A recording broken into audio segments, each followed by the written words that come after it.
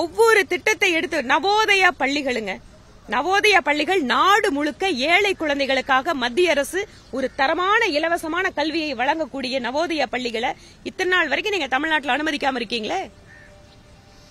அதனால் தமிழகத்திற்கு கிடைக்கக்கூடிய நிதி என்பது ஒருபோதும் எங்கேயுமே தள்ளி வைக்கப்படுவதில்லை.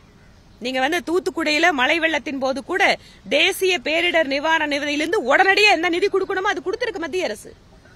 உங்களோட ஆதாரங்களை என்னென்ன பாதிப்புகள் கொடுத்திருக்கிறீங்க அதற்கு கொடுக்க வேண்டிய நிதி இங்க தமிழகத்திற்கு கொடுக்கப்படும்.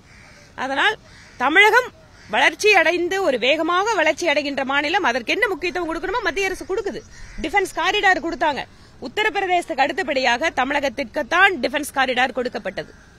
என்ன செஞ்சார் மோடி அப்படின்னு கேள்வி கேட்கறீங்க. இப்போ நீங்க தூத்துக்குடி எத்தனை வருஷம் அந்த இஸ்ரோ பெண்டிங் இருந்தது? இந்த பகுதி இப்ப என்ன மாதிரி ஒரு வளர்ச்சிக்கு வரப்போகுது? இதெல்லாம் தான் அங்க பிரதமர் மோடி கொடுத்துட்டு இருக்காரு. எத்தனை வழக்குகள் தொடர்ந்தாலும் உண்மையை மக்களுக்கு சொல்வதில் பாரதிய ஜனதா கட்சி எப்போதும் தயங்காது. அதற்காக என்ன விதமான நடவடிக்கைகள் வந்தாலும் நாங்கள் சந்திக்க தயாராக இருக்கிறோம். மகளிர் உரிமை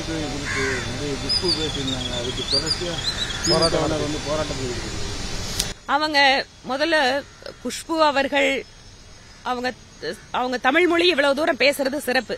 சில சமயம் அவங்களோட மொழி தாய்மொழி இன்னொன்னா இருக்கு, கத்துட்ட மொழி அப்படிங்கறதால அதுல சில நேரம் சொல்லக்கூடிய அர்த்தத்தை தான் பார்க்கணுமே தவிர அந்த வார்த்தைகளோட வச்சுட்டு அவங்கள குறை சொல்றது சரியில்லை.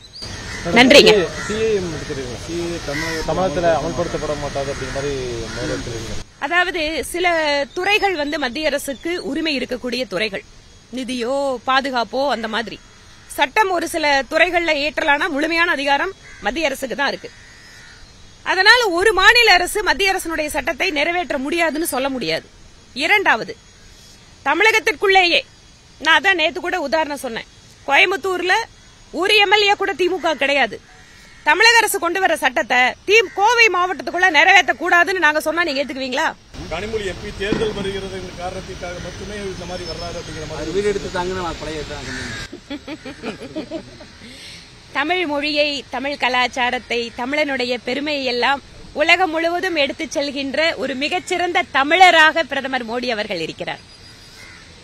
அதனால் திருமதி கனிமொழியினுடைய தந்தையார் செய்யாததை, திருமதி கனிமொழியினுடைய தமையனார் செய்யாததை, அது செங்கோலில் இருந்து தமிழ் மொழியினுடைய பெருமை இமயமலையில் பேசுகின்ற வரை பிரதமர் மோடி செய்து கொண்டிருக்கிறார்.